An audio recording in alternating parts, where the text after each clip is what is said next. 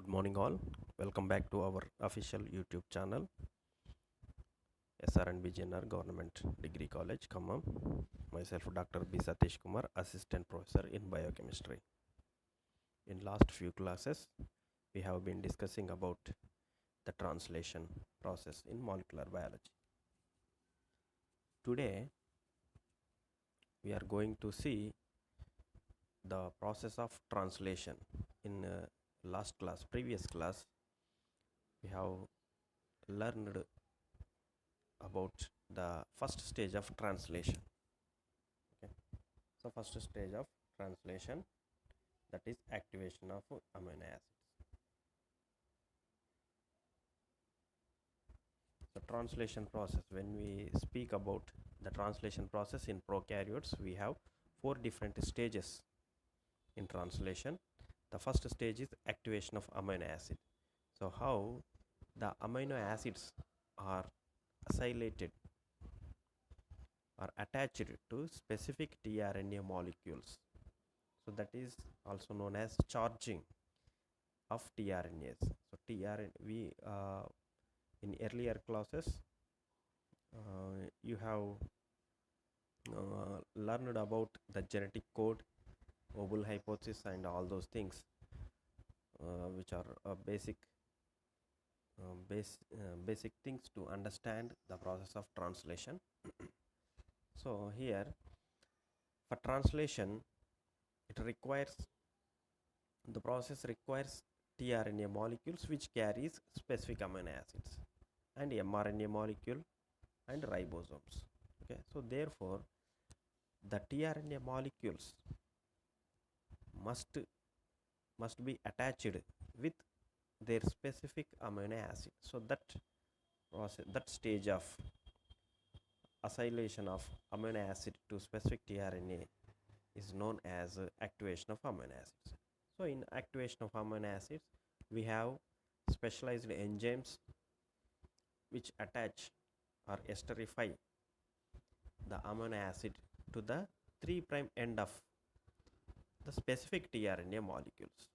Okay, so that means we have more than 32 different tRNA molecules to specify all 61 codons and carry 20 different amino acids to form the polypeptide chain. So here the specific amino acid, for example, methionine tRNA is there.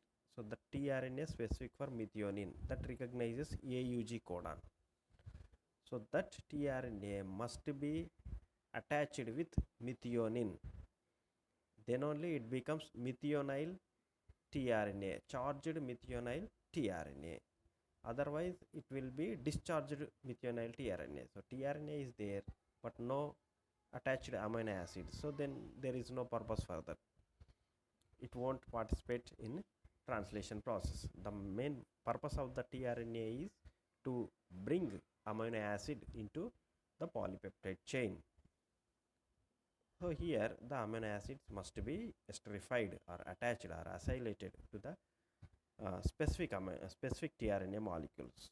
So therefore we need 20 different types of amino acid tRNA synthetases. So the enzymes which attach the amino acids to the corresponding tRNA molecules. Okay, so in the last class we have learned about the mechanism of amino acid tRNA synthetases, where it uses ATP hydrolysis energy, and first of all, in the first stage, it attach the amino acid with AMP.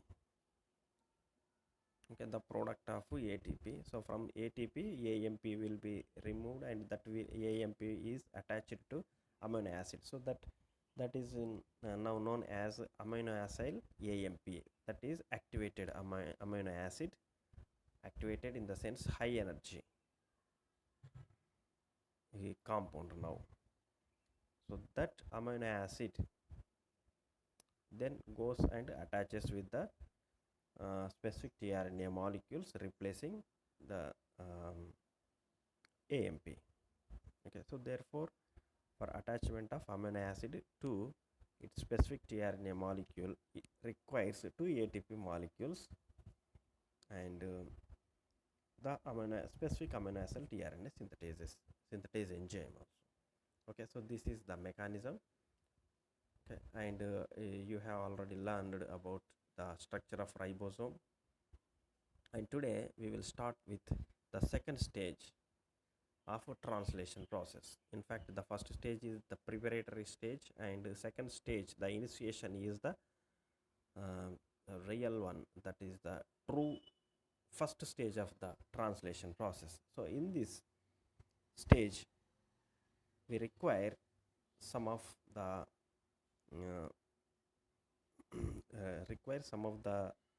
uh, components for the formation of initiation complex. Okay, so initiation complex formation is takes place, actually that takes place in the initiation process. So initiation is nothing but formation of initiation complex. So what are the components present in a initiation complex, we will discuss now.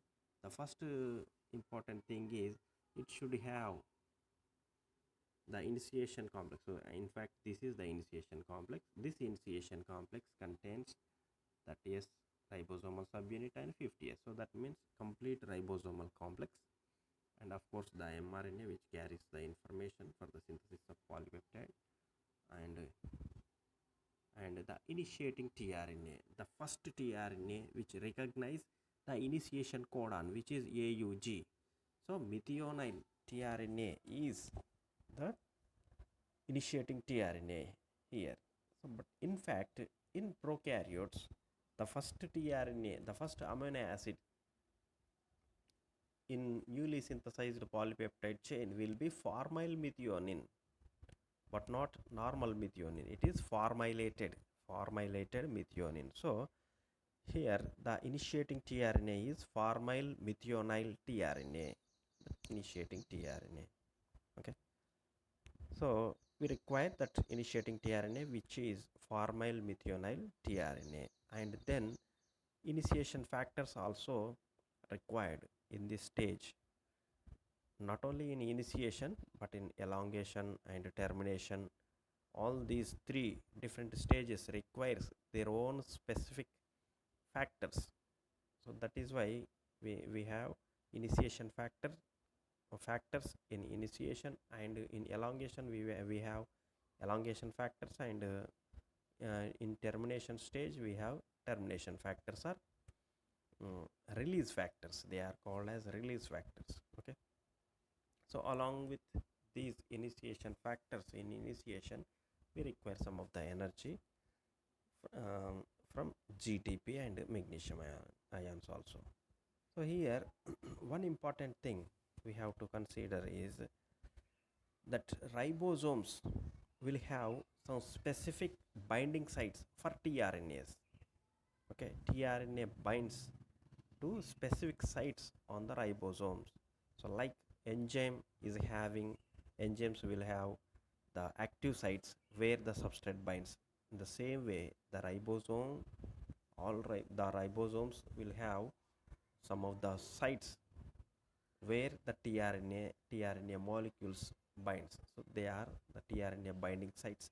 So they are named as A site, P site, and E site. Okay, A site means amino acyl site. Okay, P site is peptidyl site, and E site means exit site.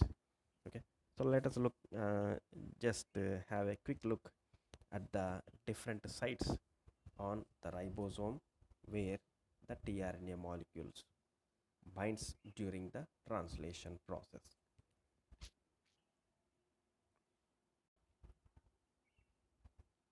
Okay, let us look at this diagram.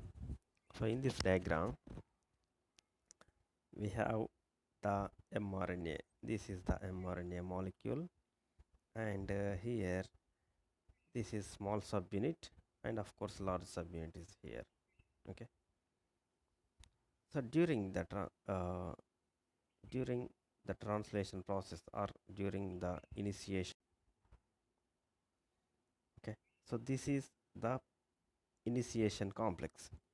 Okay, in initiation complex we have ribosome, small and large subunit. We have initiating tRNA, that is formal methionine tRNA, and we have the mRNA molecule, and all three different types of initiation factors: IF1, IF2, and IF3.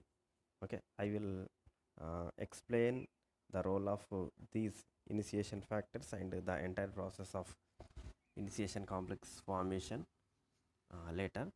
Just let us look at the sites, tRNA binding sites and ribosome. So this is the A. Okay, so this is the A site.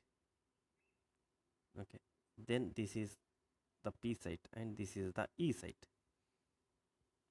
Here what happens, this A site, every tRNA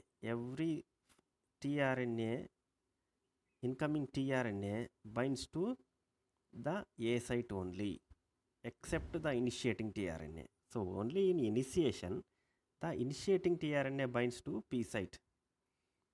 Okay, except this formal methionine initiating tRNA, all the tRNA, incoming tRNA binds to the A site only.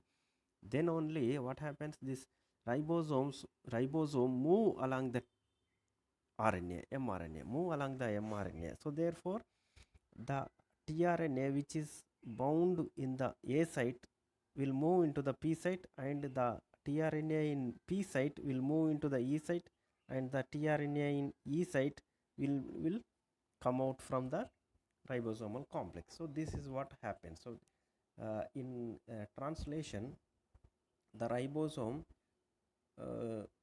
moves along the mRNA molecule, and therefore uh, one by one the codons will be exposed into the A site. The first site is A site. So therefore the new codon will enter into the A site. Once the A site is occupied by a specific codon, the specific tRNA comes and binds to the A site. So during the movement that is known as translocation, what happens, the tRNA moves from A site to P site and then to E site, and gradually that comes out. So that is why E site is known as exit site. So in E site, that so therefore in E site whatever tRNA is there, in fact there will be discharged tRNA. The discharged tRNA leaves the ribosomal complex. So these are the three sites for the which binds the tRNA molecules: A site, P site, and E site.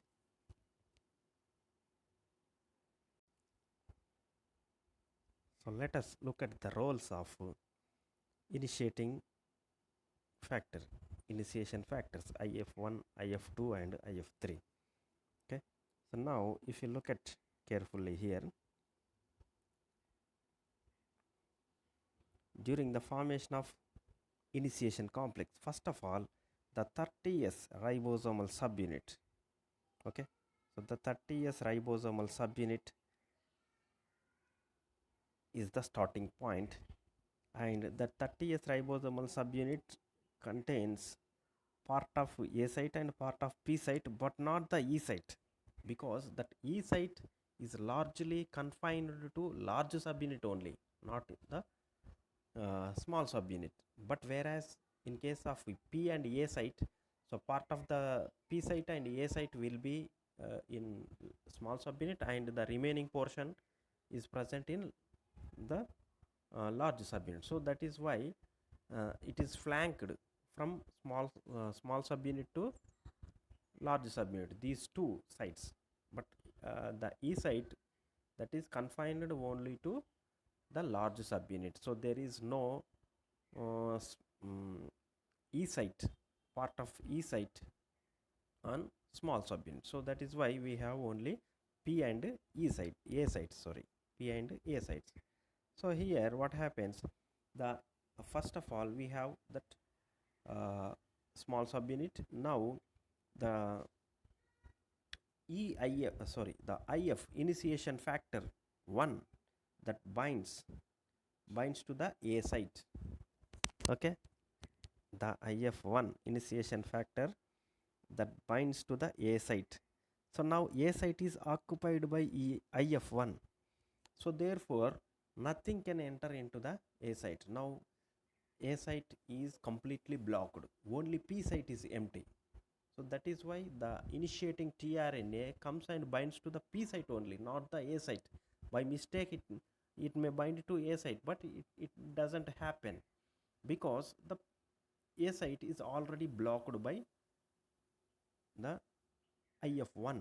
So that is the role of IF1. IF1 physically blocks the A site and prevent the entry of binding of formyl methionine tRNA to that site, and allows it to bind to the P site, which is empty site.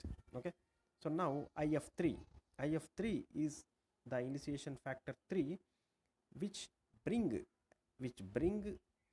which uh, facilitate the binding of mRNA to the small subunit.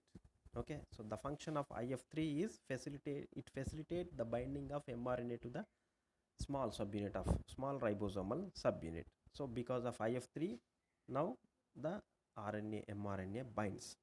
Okay, so now what happens, there is okay, and then the AUG will be rightly placed at the P site, rightly placed at the P site. So then only the P site is having AUG codon, and formyl methionine comes and binds to the P site and interact with the initiation codon. Okay, so this is guided by one specific sequence known as Shane-Dalgarno sequence. I will explain it later. And so here IF3 role is binding of mRNA to the small subunit of ribosome, and IF2, the role of IF2 is it will bring the initiating tRNA, that is formyl methionine tRNA, to the P site. Okay, so these are protein factors. In fact, IF1, IF2 and IF3 are protein factors, and IF2 along with GTP. Okay, IF2 along with GTP, you can see here, IF2 along with GTP, that is activated IF2, binds to the initiating tRNA, that is formyl methionine tRNA.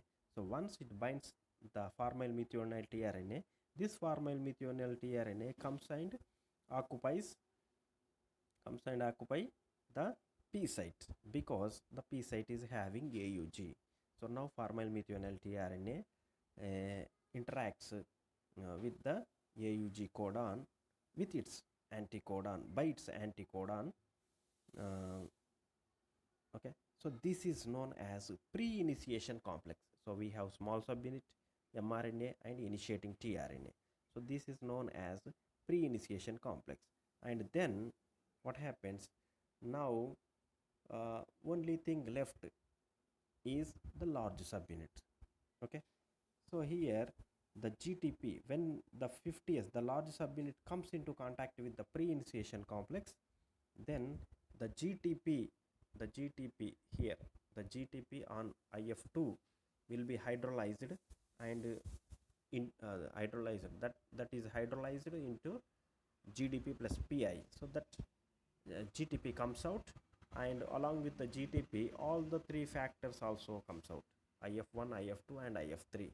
Okay, by the binding of large subunit. So during the binding of large subunit, the GTP is hydrolyzed and comes out, and initiation factors also come out from the complex, and we will have this initiation complex. That initiation complex contains small subunit, large subunit, mRNA and initiating tRNA. So this is the formation of initiation complex, and this is the translation initiation stage. And as far as the importance of Shane-Dalgarno sequence, I will explain it now.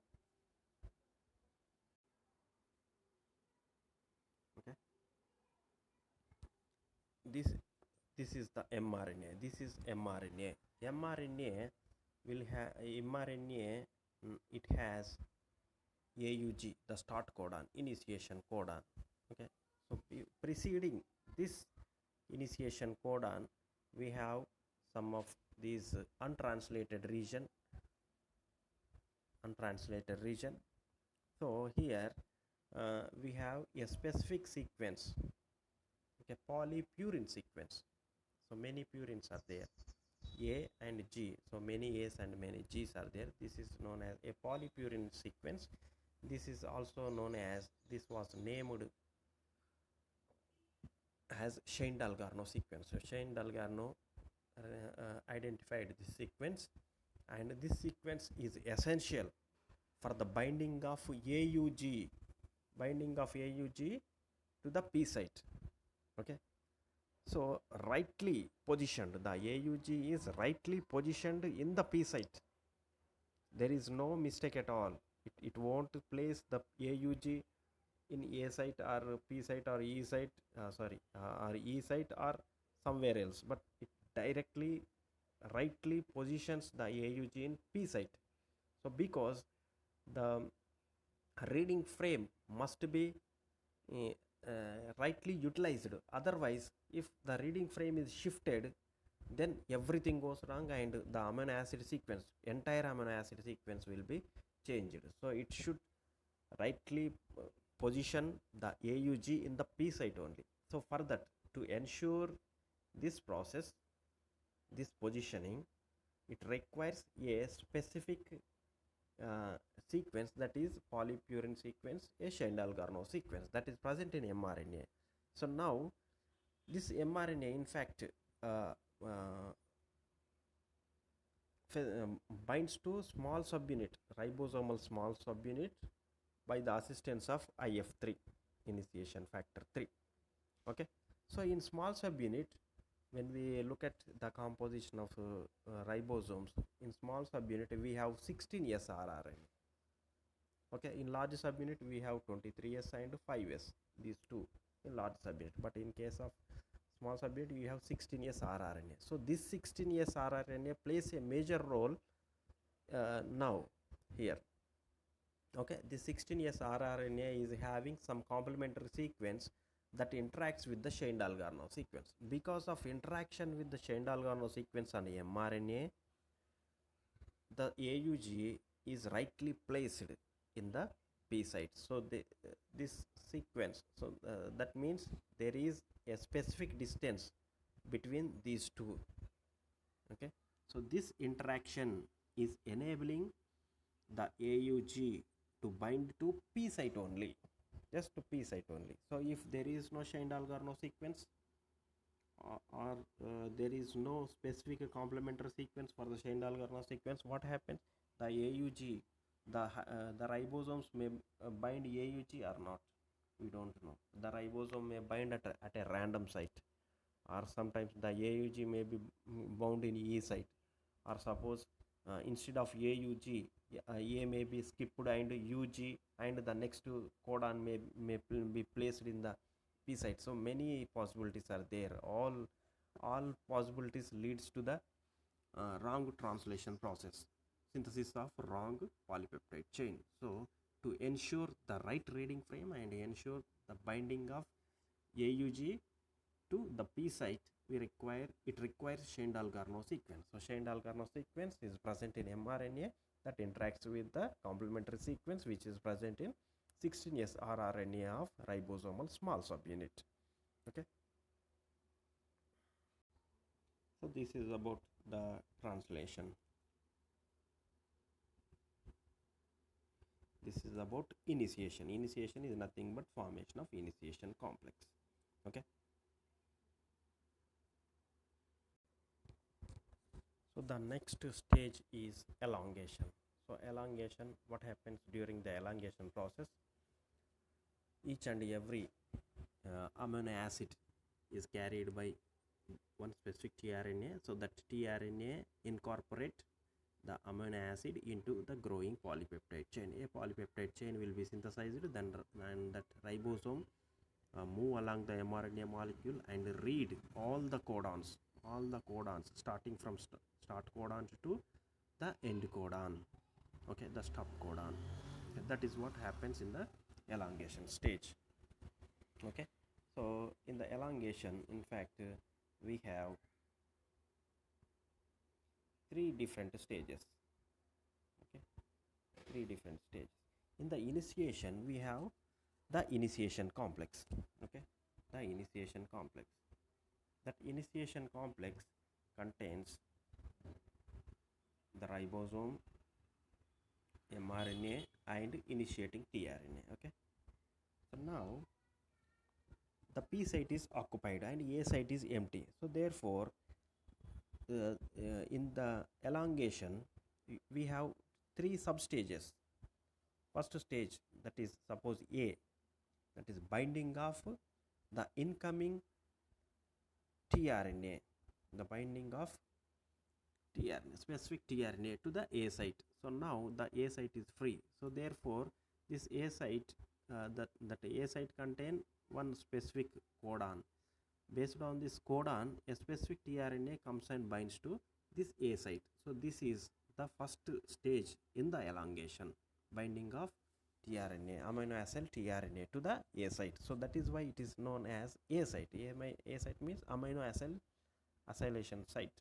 So amino acid tRNA comes and binds to A site. All the tRNA molecules binds to A site except the initiating tRNA. Okay. So now, like the initiating tRNA, all the remaining tRNAs also must be brought into to the A site by means of an elongation factor and GTP complex. Okay, so we have three different types of elongation factors. Okay, three different types of elongation factors. Okay, so those are EFTU elongation factors, that is EFTU, EFTS, and EFG. That will be in next slide. EFG. So TU, TS, and G. Okay, these three elongation factors are needed during the elongation. So elongation is divided into three sub stages. First stage is binding of incoming amino acid tRNA. Second substage is peptide bond formation. Third stage is translocation. Okay, so now look at each and every step of elongation. So in the elongation, the tRNA, so that tRNA, the incoming tRNA in association with the EFTU GTP complex. So we have tRNA, EFTU with GTP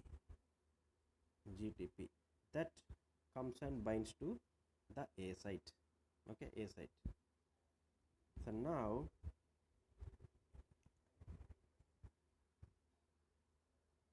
and so once it binds to that A site, the EFTU, the GTP is hydrolyzed and EFTU comes out as EFTU GDP. Okay, EFTU GDP, it comes out like. Okay, so that EFTU GTP is again regenerated back with the help of EFTS and GTP. Okay, so let us have a close look at the elongation stage. Now look at this picture. So this is the in fact this is the incoming tRNA with amino acid 2 and EFTU GTP complex. So now this comes and binds to this A site here, that A site. So during the binding, what happens, this EFTU and GTP both will be released by the hydrolysis of GTP. So now a PI. So this PI will be released and we will have TU-GDP complex. So that is released from the ribosome complex. So now it should be regenerated back to TU-GTP. So for that, what happens? First of all, this GDP is exchanged with TS. This is TS, second factor, EFTS. Okay, so now EFTS replaces GDP. GDP comes out, EFTS binds to TU. Okay, now then again GTP will replace the TS. So we will get TU GTP. So this TU GTP binds another tRNA, another tRNA. Okay, whatever the tRNA it may be, another free tRNA it binds. Okay, so then that tRNA, suppose this is third tRNA, then that tRNA once again occupies the A site, because already A site is occupied by the second one, but during the translocation the A site will be free, because that tRNA in A site goes into P site and the initiating tRNA goes into E site. So A site will be empty after each elongation cycle. So now the new incoming tRNA with TU-GTP complex binds to the A site. So that is what the role of the two different elongation factors. The another elongation factor is EFG. Okay, so here the A site is bound by the second tRNA. Okay, so this is the second tRNA, and the second stage, so this binding of tRNA to the A site, and the second stage is peptide bond formation. Okay, so in the peptide bond formation, what happens? A peptide bond will be formed between the amino acid, the formyl methionine amino acid on the initiating tRNA and the amino acid on the second tRNA. So now this the formyl methionine tRNA, the formyl methionine amino acid will be cleaved from the tRNA, and this will be transferred onto the second tRNA, second amino acid on the second tRNA. So now what happens? In the P site we have discharged tRNA, a tRNA without any amino acid. So discharged initiating tRNA in the P site, and A site is occupied by a dipeptidyl tRNA. So that is having two amino acids bound joined by a single polypeptide chain. So this polypeptide single peptide bond, that peptide bond is formed by the peptidyl transferase activity of 23S rRNA. So in ribosome we have two different rRNA molecules, that is 23S rRNA and 5S rRNA. So peptidyl transferase activity, in fact it is enzyme activity that forms the peptide bond between two amino acids, but this activity is enzyme activity is part of the rRNA, not a protein. rRNA is not a protein. The RNA itself acting as an enzyme and catalyzing the formation of peptide bond. So that is why it is also known as the ribozyme. Okay, ribozyme. So the enzyme activity by RNA molecule, showed by RNA molecule, is known as ribozyme. And the third stage is the translocation. So now we have this discharged tRNA in P site and dipeptidyl tRNA in A site. Okay, so now what happens? Translation takes place. For this translation we require EFG, the translocase elongation factor. So in the presence of EFG GTP, when EFG GTP is hydrolyzed to EFG plus GDP plus PI, what happens? The ribosome moves one step forward, or moves about one codon length. So then what happens? This discharged tRNA enters the E site. So now the discharged tRNA is occupied in the E site, and dipeptidyl tRNA is in the P site and A site is empty. So this again enters another round of elongation cycle. Okay, new tRNA binds here and peptide bond formation takes place. Now the A site will be occupied by a the tripeptidyl tRNA, and P site will be present, will have discharged tRNA, and again the translocation takes place, and during that translocation this tRNA will comes out, and the discharged tRNA here occupies the E site, and yes, the tripeptidyl tRNA in A site now occupies the P site, and A site is again empty. So this way the elongation requires several cycles for the formation of growing polypeptide chain. So it will continue until the last codon is read, and it will continue until the termination codon appears at the A site. Okay, so that is once the termination codon appears in the A site, what happens? The termination of translation takes place.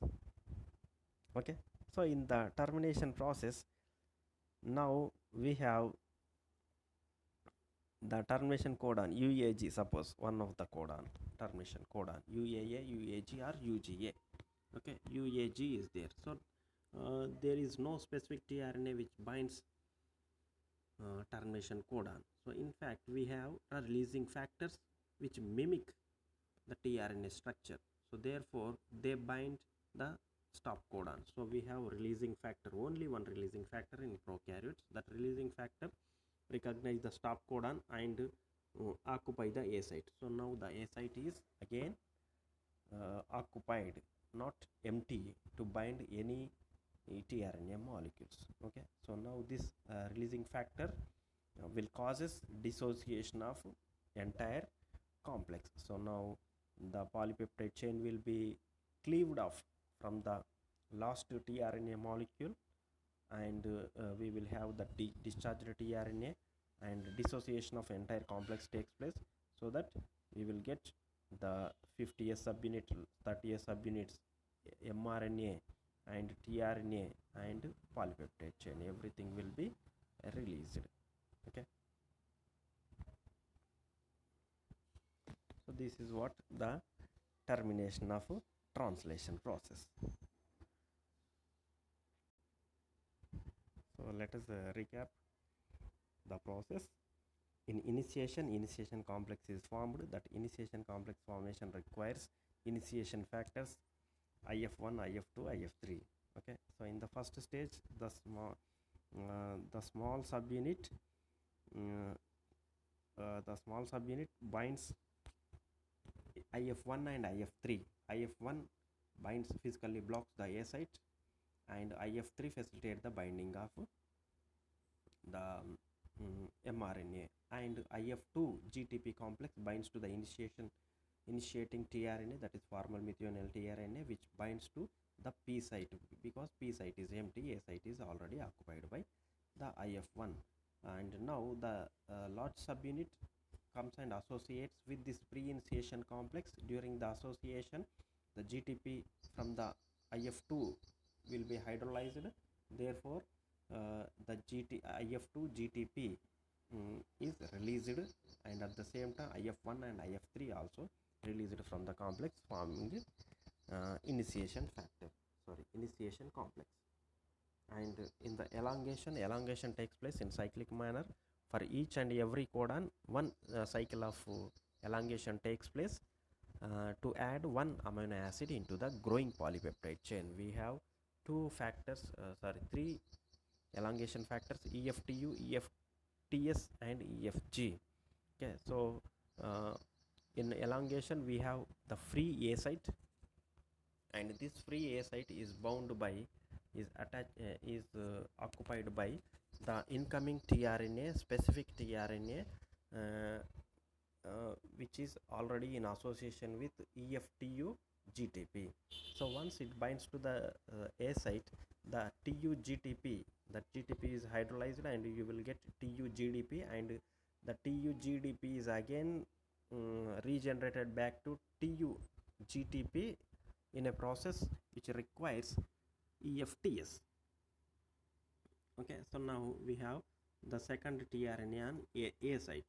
So now peptidyl transferase activity of 23S rRNA will form a peptide bond between the amino acid 192. That amino acid 1 is cleaved off from the from its tRNA, and we will have the dipeptidyl tRNA in the A site, and P site we have that discharged tRNA. And in the third substage of elongation cycle is translocation. So during the translocation